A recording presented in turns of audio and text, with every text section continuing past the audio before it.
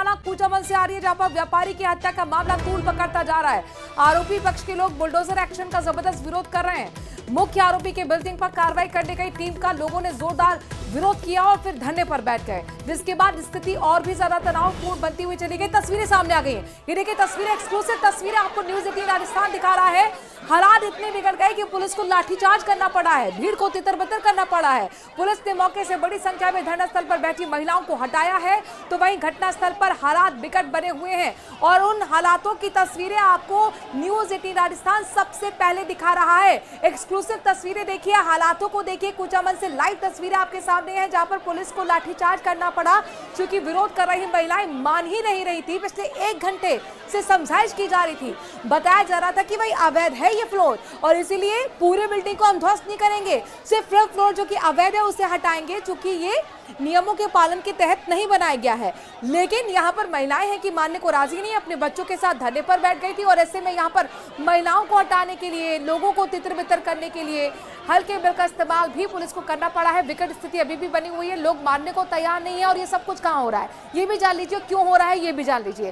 दरअसल डिडवाना कूचामन में व्यापारी की हत्या का मामला तो आपको याद होगा, पिछले 2 दिन से जहां पर पीड़ित पक्ष धरने पर बैठा हुआ था। कूचामन थाने को लाइन हाजिर करने की मांग थी, आरोपी को पकड़ने की मांग थी, आरोपी के खिलाफ एक्शन करना था बुलडोजर का। इस पर सहमति बनी और जब सहमति बनी तो जिस इलाके में आरोपी का घर था, आरोपी शकील, उसके अवैध फ्लोर जो उसकी तरफ से बनाया गया था 5 मंजिला में 5वां फ्लोर, उसको ध्वस्त करने के लिए टीम जब पहुंची तो महिलाएं सामने आ गई, अपने बच्चों को लेकर धरने पर बैठ गई, बीच सड़क पर बैठ गई और कहने लगी कि ये गलत है, ये भेदभावपूर्ण कार्रवाई है। यहां पर पुलिस समझाती रही, मनाती रही कि मैडम देखिए ये जो सब कुछ हो रहा है नियम के मुताबिक हो रहा है, आपका जो 5th फ्लोर बनाया गया है नियम के मुताबिक नहीं है, लिहाजा ये अवैध है और अवैध है तो उस पर एक्शन होगा। लेकिन यहाँ पर लोग मानने को तैयार नहीं। आप देखिए बहस भी हो रही है, समझाने की कोशिश भी हो रही है। जब वहाँ पर महिला पुलिस की तरफ से लाठीचार्ज करना पड़ा तो फिर उन्हीं से भिड़ गई हैं महिलाएं और उनकी लाठी को पकड़ने की कोशिश की जा रही है, उनको हटाने की कोशिश की जा रही है। और ये एक्सक्लूसिव तस्वीरें आपको डिडवाना कूचामन से हम दिखा रहे हैं। कूचामन में 2 दिन पहले आपको याद होगा कि जिम में घुसकर आरोपी शकील ने दिन दहाड़े व्यापारी को गोली मार दी थी, हत्या कर दी थी। ये मामला अब लगातार तूल पकड़ रहा है। एक विरोध खत्म हुआ तो दूसरा विरोध शुरू हो गया। पहले विरोध पीड़ित पक्ष की तरफ से था, धरना था अपनी मांगों को लेकर, और अभी अब आरोपी पक्ष की तरफ से धरना चल रहा है। प्रकाश हमारे संवाददाता लगातार हमें अपडेट दे रहे हैं पल पल की। एक बार फिर हम प्रकाश का रुख करते हैं। प्रकाश, अभी कैसे हालात बने हुए, सबसे पहले तो ये बताएं। अभी एक बार यहाँ पर शांति का माहौल है। सबसे पहले तो मैं एक बात आपको क्लियर कर देना चाहता हूँ कि जो अभी आपने कहा कि जो आरोपी शकील है इसने गोली मारी है, मैं आपको बता दूं कि आरोपी जो ये शकील है उसने फायर नहीं किया है। जिन्होंने व्यापारी की हत्या की है वो उनका अभी तक पता नहीं चल पाया है। ये जो आरोपी शकील है उसने आज से 1 साल पहले यहाँ के कुछ 5 व्यापारियों के जो नंबर हैं वो जो गोदारा गैंग है और जो लॉरेंस बिश्नोई गैंग है उसको प्रोवाइड करवाए थे। तो उस धमकी प्रकरण के अंदर ये जो शकील है ये आरोपी था, जिसकी अभी कोर्ट में मामला विचाराधीन है। और अब ये जब हत्याकांड हुआ है तो पुलिस ने कहीं ना कहीं बता रहे हैं ये आरोपी शकील की भूमिका इतनी थी कि इस व्यापारी का नंबर गोदारा गैंग तक पहुंचाया गया। कितने आरोपी इस मामले में बनाए गए हैं प्रकाश? जी बताना चाहूंगा कि ये 1 साल पहले करीब कुचामन शहर के 5 व्यापारियों को धमकियां मिली थी, जिनमें इन जो व्यापारी हैं उनके नंबर जो प्रोवाइड करवाए गए थे। उनमें 4 आरोपी जो कुचामन के बताए जा रहे हैं, जिनको अभी भी इस मामले में वापस जब हत्याकांड हुआ तो पुलिस ने उनको वापस एक बार का डिटेन कर लिया गया। हालांकि पुलिस ने अभी तक ये खुलासा नहीं किया गया है कि किन किन जो आरोपी है उनको डिटेन किया गया है। बस पुलिस ये बता रही है कि हमने 4 से 5 आरोपियों को डिटेन किया है, जिनसे पूछताछ की जा रही है। वहीं तो जब आज जिम में जिसकी हत्या हुई, क्या उसका कनेक्शन आरोपी शकील से है, इस मामले से जुड़ा हुआ है प्रकाश?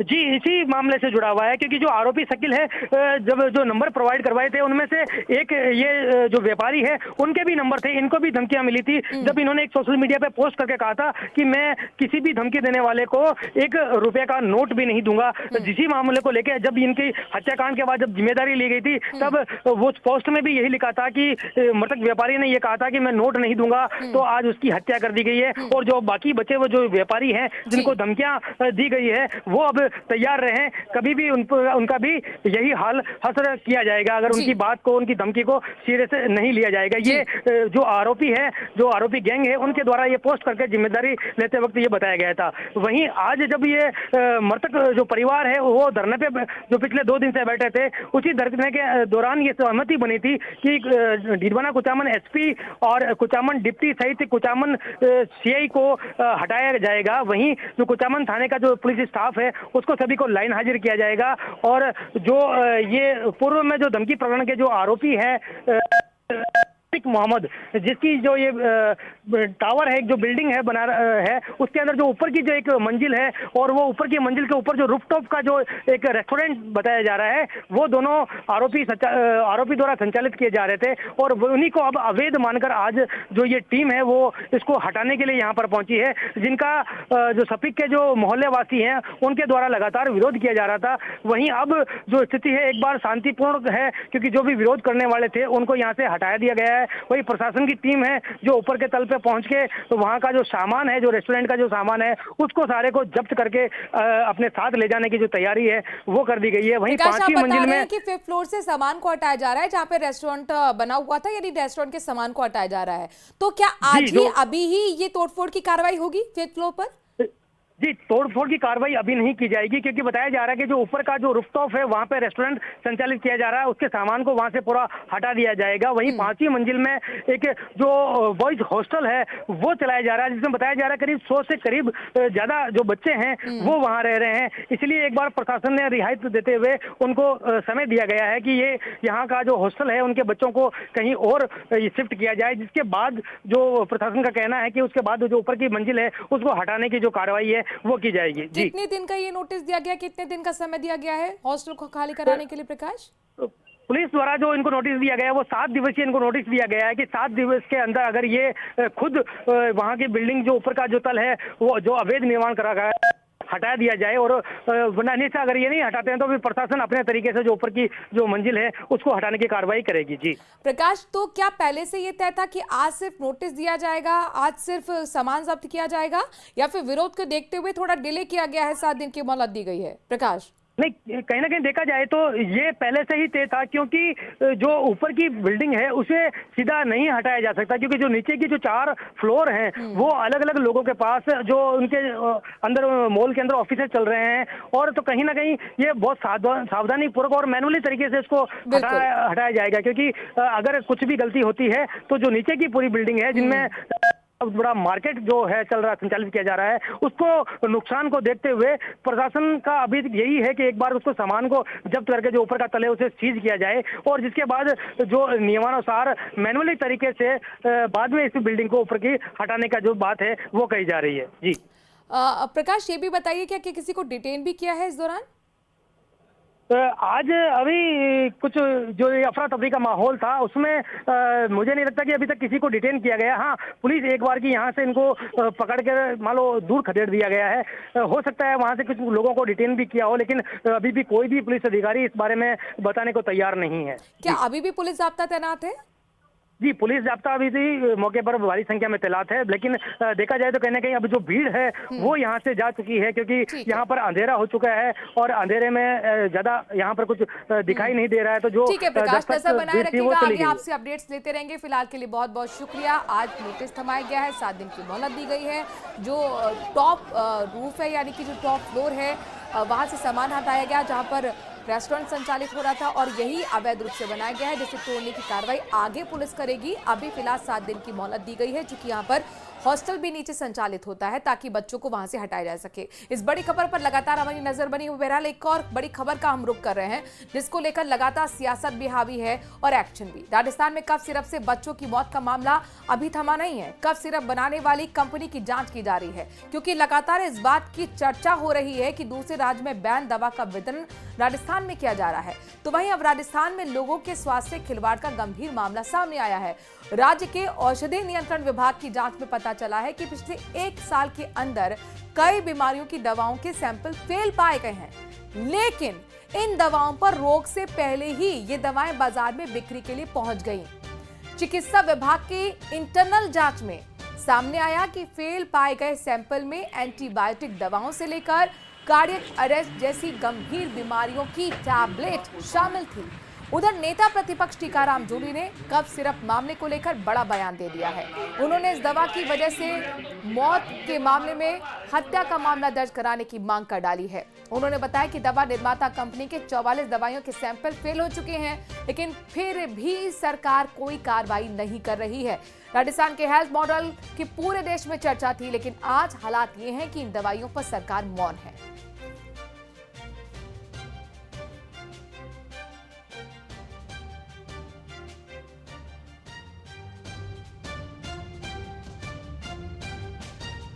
तो टीकाराम जूली ने साफ तौर पर कहा है कि सरकार किसी तरह का कोई कार्रवाई नहीं कर रही है और ऐसे में जरूरी है कि इस मामले में हत्या का मामला दर्ज होना चाहिए। लेकिन कुल मिलाकर एक और बड़ी बात आपको बता दें कि इंटरनल जो जांच सामने आई है स्वास्थ्य विभाग की, उसमें बताया गया है कि कई ऐसी दवाएं हैं जो फेल पाई गई हैं, लेकिन उसके बावजूद यहाँ पर जो है बाजार देश के अंदर मौतों का सिलसिला जारी है। और विशेष रूप से मैं बात करूं मध्य प्रदेश की और राजस्थान की, 20 से अधिक मौतें बच्चों की हो चुकी हैं। तमिलनाडु ने इस दवा पे बैन लगा दिया है, पंजाब ने इस दवा पे बैन लगा दिया है और इस दवा के अंदर DEG नामक एक केमिकल है जो आता है, जो बहुत ही हानिकारक है, वो मिला है। और ये दवा जो है 2021 के अंदर दिल्ली सरकार ने भी इसको बैन किया था, वहाँ पे भी 20 बच्चे बीमार हो गए थे। आपके भरतपुर से खुद यहाँ से एक बच्चे की मौत हुई है। मैं ये कहना चाहता हूँ कि आपको इस दवा से ऐसा क्या लोभ है कि आप इसको बैन नहीं कर रहे हैं, और जो दवाई आपने सप्लाई कर दी, जो सेंटरों के माध्यम से आम जनता तक चलेगी, आपने उसको वापस नहीं मंगवाया, आपने सर्वे नहीं कराया। सरकार ने जो खरीदी, जो हमने दी, उससे एक भी डेथ नहीं हुई है। जो 3 बच्चों की डेथ हुई है उसमें 2 कोमॉर्बिड थे, एक के एन्सेफेलाइटिस था, एक के और गंभीर बीमारी थी। एक जो तीसरा है, माता पिता ने अपने लिए जो अपने, देखिए एडल्ट डोज अलग होता है, बच्चों का डोज अलग होता है। अब एडल्ट जो है 2 साल के बच्चे को हम देते हैं वो दवाई, तो उन्होंने उनको जो दवाई दे दी थी उससे डेथ हुई। जिस दिन पहली डेथ हुई थी, हमने इस मेडिसिन को हमारे डिस्पेंसरीज और सब जगह से हमने इनको हटाई दी है, हमने टोटली हटा दी है। और उसके बाद आप देखिए कि इतनी बड़ी पॉपुलेशन के अंदर एक 3 डेथ्स को कंट्रोल करना, ये मैं सोचता हूँ कि हमारे स्टेट की, हमारे मुख्यमंत्री जी की एक बहुत ही, जो हमने कॉशन लिया है, जिस तरीके से हमने तुरंत एक्शन लिया है, ये अब जो है इशू आपका जो है, उसको भगवान की कृपा से कोई उसके बाद डेथ नहीं हुई है और हम सही दिशा में हैं, सही कदम ले रहे हैं और हम उनको बिल्कुल टाइमली ले रहे हैं। खबरों में आगे बढ़े, लेकिन उससे पहले एक ब्रेकिंग न्यूज आपको बताते हैं। बाड़मेर के सेडवा से बड़ी खबर है, बीएसएफ ने 2 पाकिस्तानी नागरिकों को पकड़ लिया है। पाकिस्तानी बाप और बेटे को बीएसएफ ने पकड़ लिया। पिता की उम्र 47 है, बेटे की उम्र 7 साल की है। पाक नागरिक नहीं रहना चाहते पाकिस्तान। बॉर्डर के 0 पॉइंट पर ये दोनों पकड़े गए हैं। देखिए, उनका पहचान पत्र सामने आपको दिखा रहे हैं, उर्दू से लिखा गया है, पाकिस्तान इसमें लिखा गया है। ये दोनों पाकिस्तानी हैं, लेकिन बड़ी बात यह है कि पाक नागरिक ही पाकिस्तान नहीं रहना चाहते। पिता और बेटे को यहाँ पर पकड़ा गया है बीएसएफ की तरफ से। पिता की उम्र 47 साल है और बेटे की उम्र 7 साल की है। बीएसएफ ने 2 पाकिस्तानी नागरिकों को पकड़ा। बाड़मेर के सिरवा से ये बड़ी खबर आपको हम बता रहे हैं। ये बॉर्डर इलाका है, बॉर्डर के 0 पॉइंट से ये दोनों को पकड़ा गया है।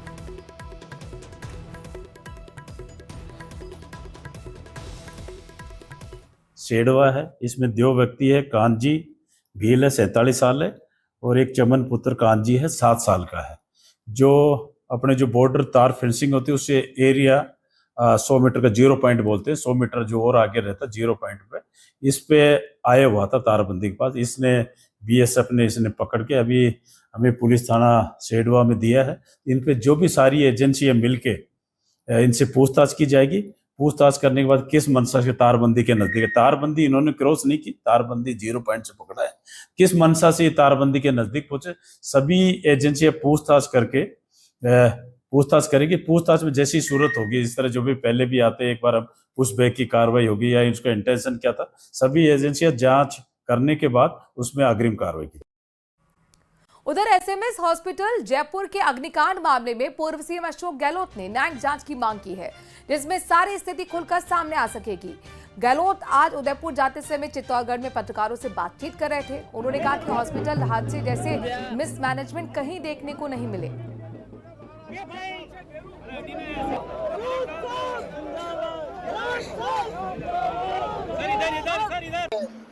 कोई सुनने वाला नहीं है। जो पेशेंट थे वो जब हम लोग गए तो कहना हमारी जो लाशें हैं, हमारे परिवार के लोग जल के मर गए, वो लाशें कहाँ वो पता ही नहीं है।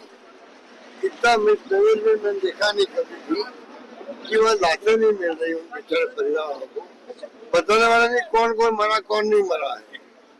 हालात बहुत बुरे थे, लापरवाही पूरी रही। मैंने मांग क्यों की न्याय जांच की। न्याय जांच का मतलब जिसकी जांच होगी उसकी घटना की। साथ में अगर मान लो न्यायालय बैठता जज बैठता है तो सब कांड मालूम करते हैं।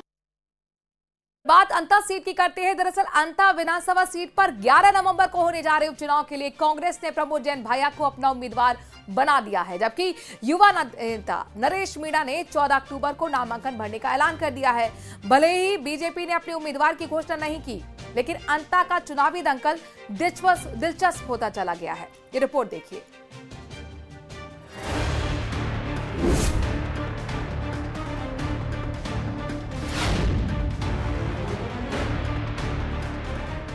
अंता में चुनावी सरगर्मियों ने पकड़ा जोर। जीत के लिए कांग्रेस बीजेपी ने कसी कमर। नरेश मीणा ने भी भरी हुंकार।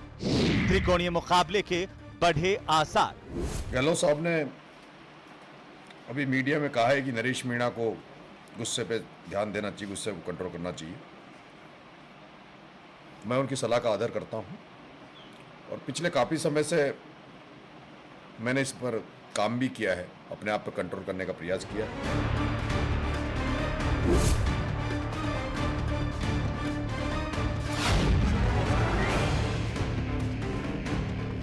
पूर्व मुख्यमंत्री अशोक गहलोत की नसीहत नरेश मीणा को रास आ गई।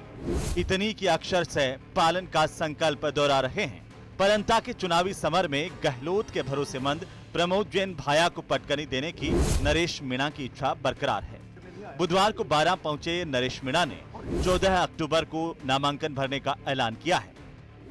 कल ही अंता का चुनाव की घोषणा हुई है और 11 नवंबर को अंता चुनाव है। मैंने चुनाव की घोषणा कर दी कि मैं अंता से चुनाव लड़ रहा हूं और 14 अक्टूबर को मैं अपना फॉर्म नामांकन भरूंगा। आपको बताते चलें कि प्रदेश के पूर्व मुख्यमंत्री अशोक गहलोत ने मंगलवार को टोंक में कांग्रेस नेता नरेश मीणा को नसीहत देते हुए कहा था कि उन्हें अपने गुस्से पर काबू करना चाहिए और शांत दिमाग से सबको साथ लेकर चलना चाहिए। वो नौजवान आदमी है, उनको थोड़ा सब्र रखना चाहिए। उनका लंबा कैरियर है। मुझसे भी एक बार मिले थे। मैं चाहूँगा कि वो भी थोड़ा शांत स्वभाव रखे अपना। लंबी रेस का घोड़ा हो सकता वो। गौरतलब है कि 11 नवंबर को उपचुनाव का मतदान होना है। 14 नवंबर को नतीजे आएंगे। बीजेपी विधायक कंवरलाल मीणा की सदस्यता रद्द होने के बाद ये अंता सीट खाली हुई है। साल 2008 में बनी इस विधानसभा सीट पर अब तक 4 विधानसभा चुनाव हो चुके हैं। इस सीट पर बीजेपी कांग्रेस मुकाबले में 2-2 बार जीतकर बराबरी पर है। पहली बार विधानसभा सीट पर उपचुनाव हो रहा है जिसमें कांग्रेस बीजेपी दोनों दल जीत के दावे कर रहे हैं। पूरा जनता का विश्वास खो चुके हैं और पब्लिक गांव में विकास के लिए तड़प रही है। भ्रष्टाचार चरम सीमा पर है, बेरोजगारी फैल रही है और नियंत्रण नहीं है। इसलिए इस उपचुनाव में सरकार को जनता आईना दिखाएगी और उपचुनाव हम लोग कांग्रेस पार्टी जीतेगी। हम अपना संगठन सुदृढ़ कर रहे हैं। हम पूरा एक मुखी होंगे। हमारे यहाँ फूट नहीं है, हमारे यहाँ 2 भेद है ही नहीं। हम जो वसुंधरा जी करेगी वही भजनलाल जी करेगी। अंता विधानसभा सीट पर कांग्रेस की ओर से प्रमोद जैन भाया को टिकट दिया जाना तय है। भाया अंता क्षेत्र में 3 बार पहले भी विधायक रह चुके हैं और संगठन में अपनी मजबूत पकड़ रखते हैं। अगर कांग्रेस भाया पर दांव लगाती है तो नरेश मीणा के निर्दलीय उतरने की संभावनाएं जताई जा रही है। बीजेपी में स्थिति धुंधली बनी हुई है। बीजेपी से पूर्व जिला प्रमुख और पूर्व जिलाध्यक्ष नंदलाल सुमन की दावेदारी सबसे मजबूत मानी जा रही है। इनके अलावा यहाँ पर पूर्व मंत्री प्रभुलाल सैनी और वसुंधरा गुट से अलग चल रहे आनंद गर्ग की दावेदारी भी महत्वपूर्ण है। प्रदेश में भजनलाल सरकार बनने के बाद ये 8वां उपचुनाव होने जा रहा है। इससे पहले 7 सीटों पर उपचुनाव हुए हैं। इनमें बीजेपी ने 7 में से 5 सीटें जीती हैं, जबकि कांग्रेस ने केवल 1 सीट जीती। वहीं 1 सीट भारत आदिवासी पार्टी के खाते में गई। अंततः उपचुनाव के नतीजों से सरकार पर कोई फर्क नहीं पड़ेगा, लेकिन राजनीतिक परसेप्शन पर इसका बड़ा असर होगा। अगर बीजेपी ये सीट जीतती है तो इसे सरकार के कामकाज पर जनता की मोहर के रूप में देखा जाएगा। वहीं अगर हार होती है तो विपक्ष इसे जनता की नाराजगी का संकेत बताकर हमलावर रुख अख्तियार कर सकता है। Bureau report, news 18 Rajasthan.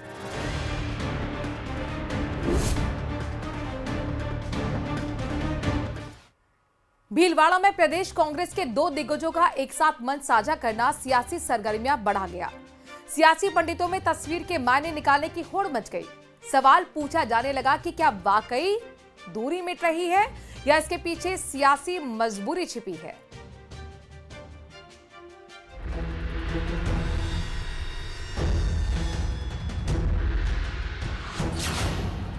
Bhilwara में एक मंच पर दिखे गहलोत पायलट। चुनावी मौसम में मिट रही दूरियां, कार्यकर्ताओं में गया एकजुटता का मैसेज। अंतः उपचुनाव में कांग्रेस को जीत की है दरकार।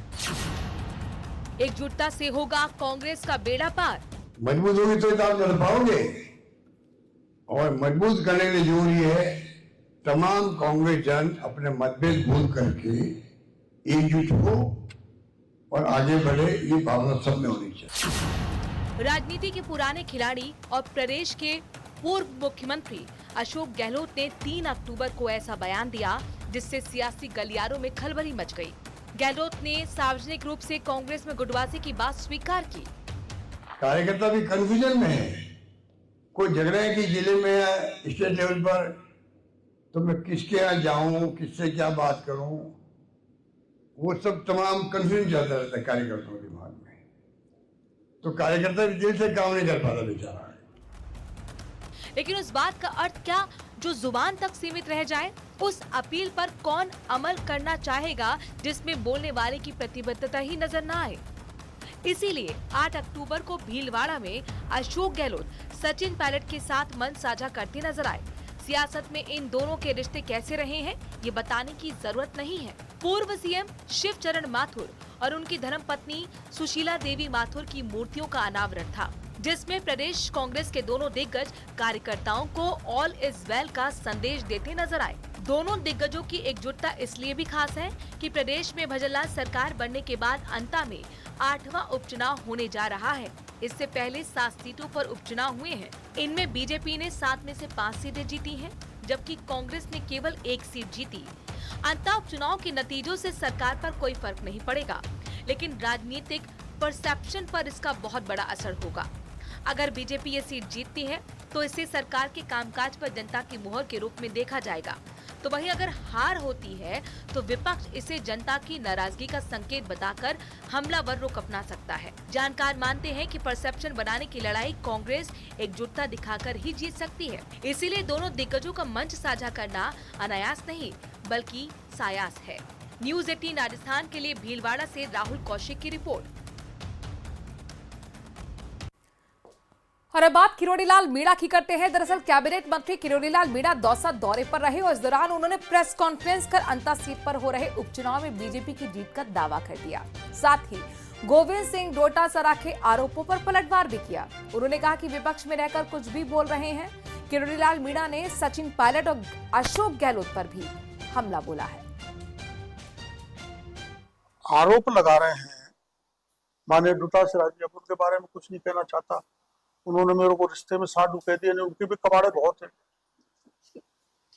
जो कबाड़े पे जो पार्टी बनी हुई है, जिन्होंने न बोफर्स छोड़ा, न आसमान छोड़ा, न पनडुब्बी छोड़ी, न समुद्र छोड़ा, न डिफेंस में छोड़ा, न दवाइयों में, न रेलों में, ऐसी कोई जगह छोड़ी का जब कांग्रेस ने घोटाला नहीं किया। नकली खाद, बीज, पेस्टिसाइड मैंने पकड़ा, उस पर पायलट साहब भी खिलाफ बोले, पढ़ा था आपने बयान।